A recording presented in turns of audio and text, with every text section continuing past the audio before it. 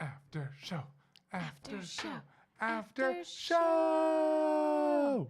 We're in our gaming spot today. because Which this seems is a, appropriate, yes. This is a gaming related video. Guys, we are so excited about how this turned out. I'm holding it really tightly so that like it can get its color change on. It's funny because like in the house, I mean it's like 75, and so it's kind of at its mid range, the blue.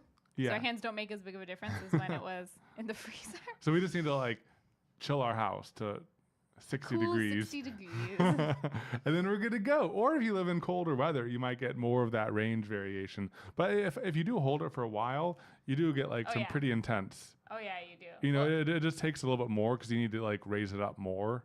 And when you're There's playing, the differential, you know? you're going to be holding it for a while, like when you're actually playing video games. So when you're actually playing it, it will go through those color changes. But I think it's cool that the default sheen is actually really pretty, and the default it's color. really pretty. Well, also it's like it's kind of metallic-y almost, the color that it is. So really happy with how it turned out. We're not joking when we say that we're looking around and wanting to change everything thermochromatic now. Yeah, we thought about doing a bunch more controllers, but some are harder to take apart. Well, also like this the Switch controller, which we play a lot with, it has like rubber grips, you know, which I don't think that'd be good. Like putting, I feel like it might come off. I think it'd come like off. Rub off. Yeah, it's a hard rubber, but it's still rubber, not plastic. And I just thought that was like not. Is it rubber? It feels like rubber. I don't know. I don't know. It feels kind of like plastic to me. All right, we'll have a voting section down below. Everyone grab your Switch Pro controllers and let us know. Actually, I think you're right. It does feel more plasticky now. It does feel different from this though. Oh well, whatever. It's got like a little texture. Apples, potatoes, you know, same difference. I think that's how the saying goes. Oh, but this project was really interesting for both of us from like a little bit of a learning perspective, I think. Yeah, well, it kind of took me back because there's not too many different steps in this project. So it's like, okay, how do you make it interesting? And of course, our default when there's not a ton of steps is we just say like, oh, well, it'll just be a shorter video and that's fine. And then somehow the video is 15 minutes long, which happens literally half the time we're like, this is going to be short, and then it's really long. Yeah, so I thought this would be like a 6 or 7 minute video. So we often wonder like, should we just cut down a bunch of stuff so that it like gets to things faster? But then check it out. I rubbed it, and then there's like a line where I rubbed it because of friction and heat. Science Jason with Evan and Caitlin. Yeah.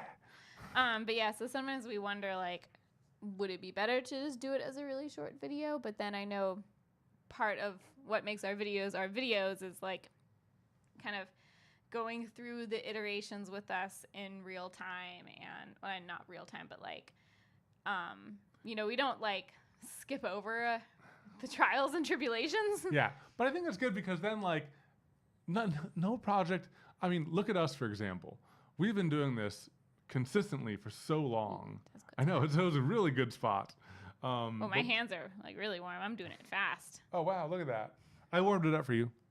Wouldn't that have made my hands wet? I warmed it up for you. So effective. Here, let's get some zoom action in here. What were you about to say? Oh, yeah, I thought I was about to say something good. Yeah, it sounded really insightful.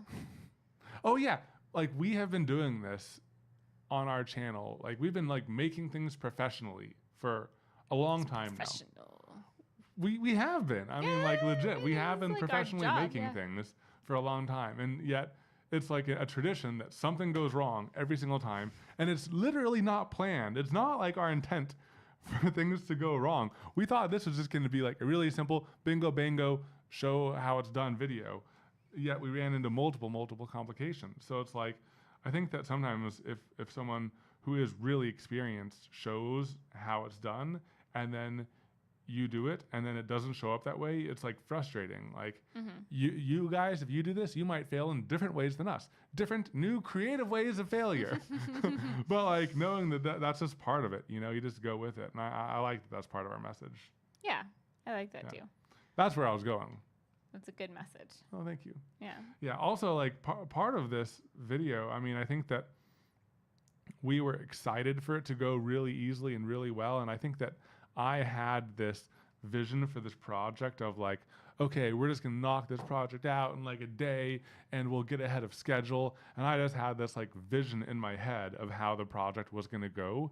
And it wasn't going that way. And it kind of got me a little bit frustrated. And then I was kind of rushing Caitlin, and she was kind of like getting like, not flustered, but it was like slightly flustered.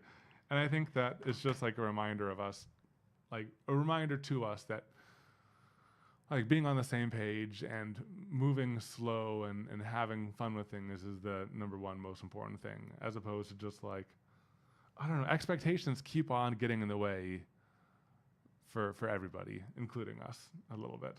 Yeah. Well, I think there's a lot of pressure to go fast. There is a lot of pressure to go fast, because like the faster you go, the better it is for everybody. More content, more time for like our brains to recover, which means better content. You know, all sorts of good stuff. So good for you guys and good for us if we can go faster. But sometimes we just let that desire to go faster take over, and it ends up leading to not the best things. Yeah, I mean, luckily we kind of caught ourselves. We did.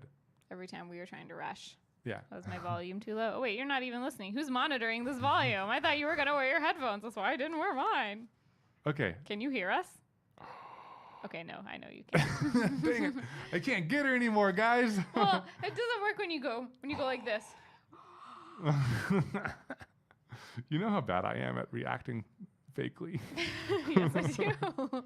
Really bad. That's why we can't redo anything that's like non-genuine. I know. It's so funny because like every time we do a scene and we're like, maybe we should re-record that. And we re-record it a couple times. Sometimes like a lot of times. Sometimes a lot of times. Most of the time, I still end up using the very first take.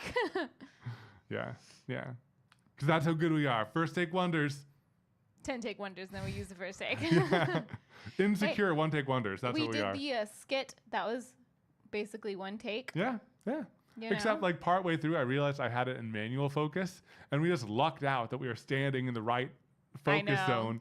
Like we could have lost all of that footage. Yeah, we would have had to. I was so nervous throwing the controller to you, and I had to do it at least 3 times because there was like when I was on screen, I was throwing it off. When you were catching it, and then you catching it again, I don't even think and we had gotten close. all of the final shots yet. Yeah, I don't think we had. That would have been so sad. Smart, yeah. We should have gotten those final shots. Yeah. Man, like another thing about this, it's like I wish I could get like the video had like 2 minutes of final shots. I know that that's not what would do best, but this is just so pretty. I just want more of it. It's very satisfying. I mean, we could add more in. You know? Maybe. But I don't know. I also worry. Like that's just so cool. It's very satisfying. Just like keep doing this. It would be kind of distracting if you're playing. Yeah, it's like you're like playing with the controller, not like using the controller. You're like, ooh, pretty. You have died. Yeah. And this is like, I was also like, you know, thinking about for like why we chose this controller in particular. It's like, I think that the Switch is a really great console. We don't really use the PS4 that much, but you know, using Steam Link and all of the Steam games, we have the most Steam games, and I always know that I'm gonna like be going back to those Steam games, and this is what we use to control Steam. Because we have a dongle. We got a wireless dongle. Yeah, so these are like the controllers we take with us. Yeah. Any more behind the scenes? I mean, there was like some other things that we cut. Like we started disassembling it, and we realized we didn't have the right. Oh yeah, the right like screwdrivers. Screwdriver, and I had to run and get those. But that didn't really make an interesting. That's not like an interesting blooper. It's like, all right, let's take it apart. Oh wait, we can't. Yeah, because it was like right in the beginning. We're Right like, at the let's beginning. get started. Oh wait, we don't have the tools. Let's get started. Let's get started. What? So I know we've kind of talked about a few things like that we might want to add this to. In our initial ideas, one of them was like a keyboard, like keyboard keys. Yeah. I still think that would be cool. I still think like Coffee cup my would cup be cool. would be super cool. Yeah. Have you thought of any other things? But like we need to like maybe do like a high temperature epoxy or something to cover it, because I feel like this finish wouldn't be the best because it's not like Super durable. it's not super durable. Yeah. You know, I think that this maybe we just needed to do more coats or what, but there's already like a little scratch on it. My nail scratched it. And like where I set it down and where it like rests and rubs, it's like rubbing off a little bit. It's gonna happen. It's gonna happen. And the good news is if a scratch happens, it's too bad. We'll just do it again. We'll just do it again. Yeah. We know we can like keep layering it because it already has so many layers. Well, it's like I almost want to like reach out to like some science YouTube channels to like make a video about this thermochromatic ink with them. I think that'd be really cool, right? And I think that like I was thinking about why black works and white doesn't, because we were spraying it, we were overspraying all over the place, and in no other place did it get this effect. Yeah. And I haven't fully thought this through, but my thought is like light is all of the colors, like white. Mm-hmm. And if it hits white, that is all of the colors reflecting black back. You know what I mean? And black is all of the colors being absorbed, right? Mm-hmm. So how I think it works, the reason why black works and white doesn't is because the black is needed underneath it to absorb all of the things that aren't being reflected. You know, so white, it goes through the crystals and comes back white. You know what I mean? Yeah. But we need black to absorb all of the colors. Except what the crystals are reflecting. Except what the crystals are reflecting or something. I think that makes sense. Yeah. Like it's still, it's a theory that makes sense, but I feel so science adjacent. So science adjacent. But like, what if someone had like a super microscope that went down to the molecular level and we showed these crystals twisting with temperature? That would be cool. Right? That would be really cool. Would need like there's this guy, Jerry Rig Everything. He has access to some ridiculous scientific equipment. Yeah. We can be like, hey, dude, you know about these crystals? Hey, dude, I got these crystals. I got these crystals. They're great.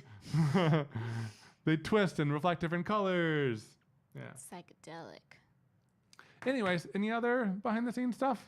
I think that's kind of it. This is a pretty quick one. We filmed it in about 2 days. Yeah, and that is still really impressive. I still can't believe that like we like did all of the filming required for this in 2 days. And today we've been like adding like 1 or 2 things to the edit, but really like we basically even the edit was mostly done in 2 days. We basically finished everything in 2 days, which is ridiculous for us. Yes. So even though like if we finish something in less than like 5 days, that's good. It's really good. 2 is crazy. Yeah. All right, guys. Well, hey, thanks for hanging out with us on this after show, the one that we just did right now. This.